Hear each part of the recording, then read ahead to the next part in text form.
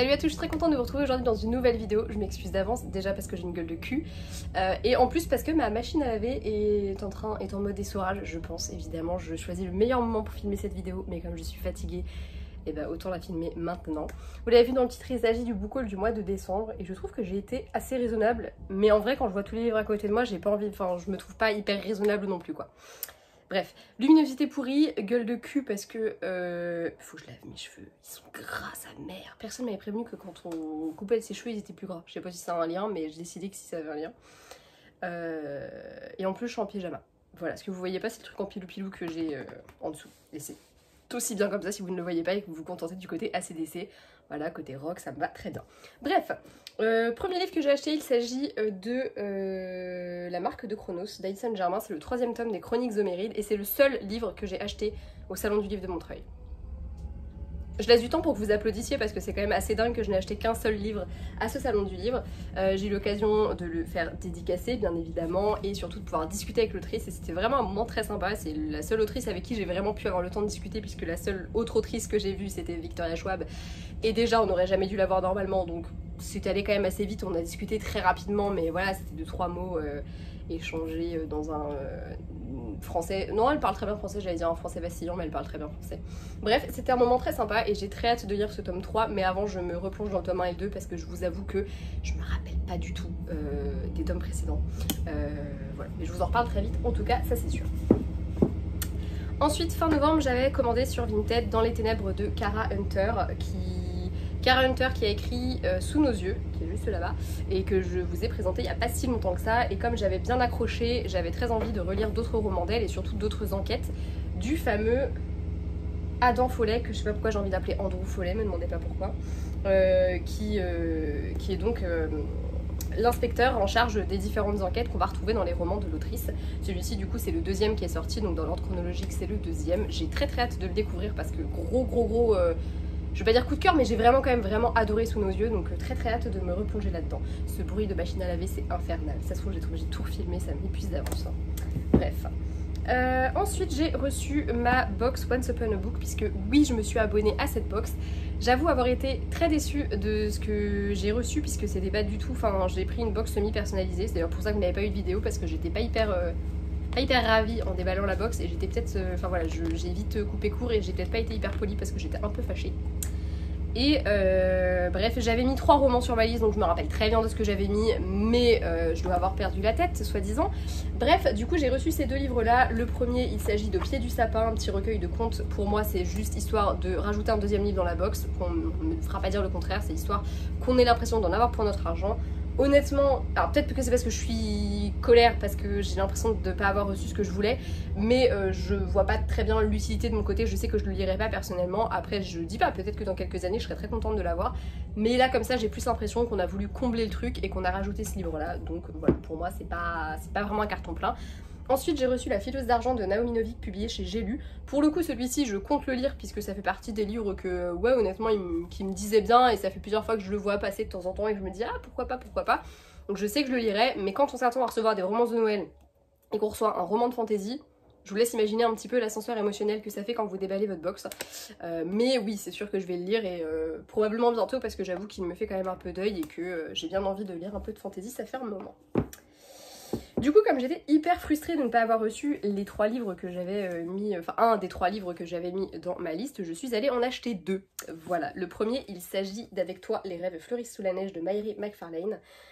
Publié chez HarperCollins Poche. Mairi McFarlane c'est une autrice que j'aime beaucoup, elle me fait énormément rire, elle a toujours des personnages très loufoques, des histoires très touchantes et j'aime toujours beaucoup ce qu'elle fait, donc là on est dans la romance de Noël, ça marchera forcément pour moi, j'en suis convaincue. Ça fait plusieurs fois que quand je vais en magasin, je le vois, je me tâte à le prendre, etc. C'est pour ça d'ailleurs que je l'avais sélectionné et que j'avais acheté la box, hein, parce que j'avais vu qu'il était dedans et que je me suis dit franchement ce serait vraiment pas mal si je pouvais recevoir ce livre. Donc bah là, très frustrée que j'étais, je suis évidemment allée l'acheter.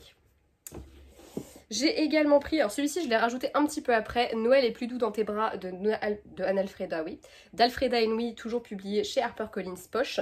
Celui-ci je l'ai rajouté plus tard puisqu'il s'agit donc de la suite de Love is in the Snow et quand j'ai su du coup qu'il s'agissait de cette suite et qu'elle était possiblement disponible dans la box, bah évidemment j'ai sauté sur l'occasion et je l'ai ajouté, je ne l'ai pas reçu comme vous l'avez donc compris, et j'ai décidé de l'acheter. Je l'ai déjà lu, je vous en ai déjà parlé, donc n'hésitez pas à aller voir, c'était dans l'update. Ça doit être la vidéo qui est sortie juste avant, enfin pas celle juste avant, mais l'update qui est sorti avant, si je dis pas de bêtises, un truc comme ça.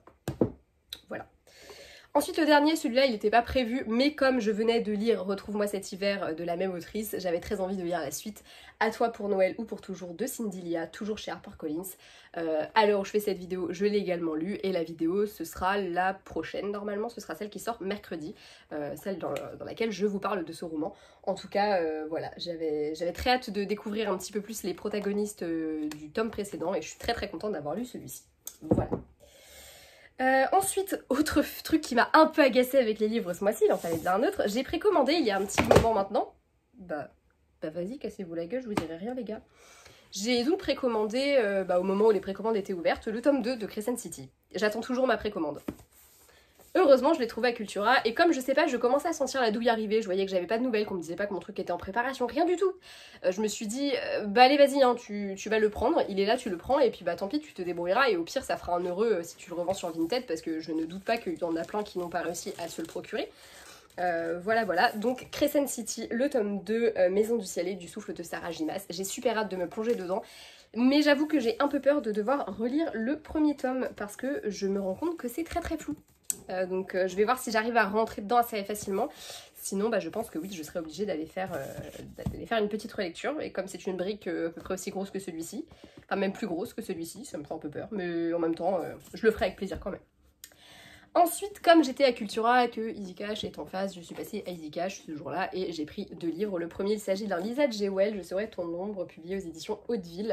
Lisa Jewell, du coup, ce sera mon 3e et j'avoue que j'ai très hâte de le lire parce qu'il faisait partie de ceux qui me tentaient bien.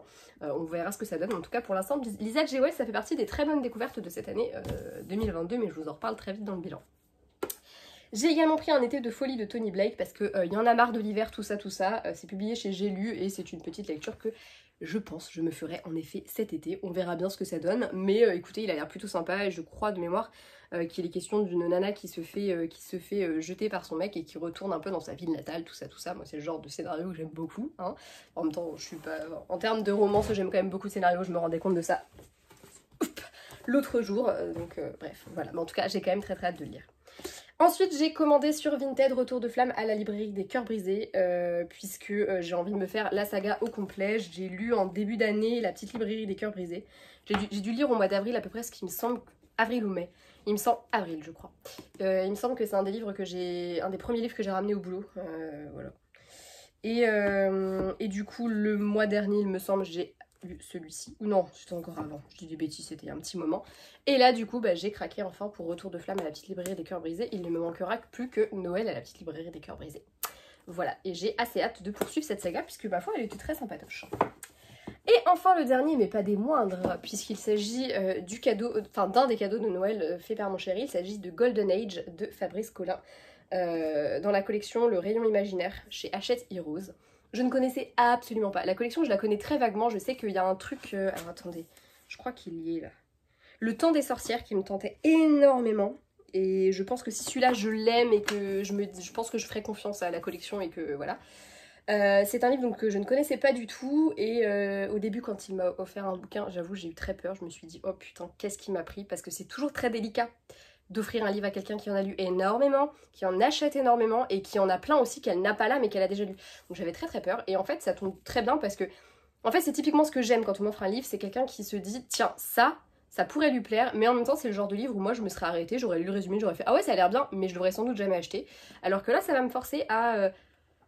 plus ou moins sortir de ma zone de confort, pas trop non plus, donc ça me va très bien comme ça, et puis surtout à découvrir un roman auquel j'aurais sans doute pas donné sa chance si je ne l'avais pas eu. En plus de ça, pour ne rien gâcher, le travail fait dedans est assez exceptionnel, je trouve. On a pour un livre entre guillemets lambda, voilà, on a de très jolies en-têtes de chapitres, et puis il est très joliment travaillé avec des petits passages en noir, ce que je trouve très joli, voilà, je l'avoue.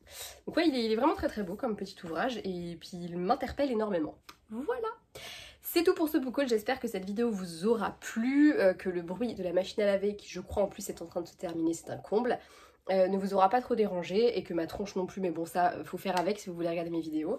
N'hésitez pas à me dire si certains de ces livres vous intéressent, si vous avez certains dans votre pile à lire, dans votre wishlist ou quoi que ce soit, et si vous souhaitez qu'on se fasse une lecture commune sur certains. Les 2 seuls que j'ai lus, c'est les 2 romances de Noël dont je vous ai parlé tout à l'heure, le reste je ne les ai pas encore lus, donc n'hésitez pas, foncez. Voilà, je vous fais des bisous et à bientôt, salut!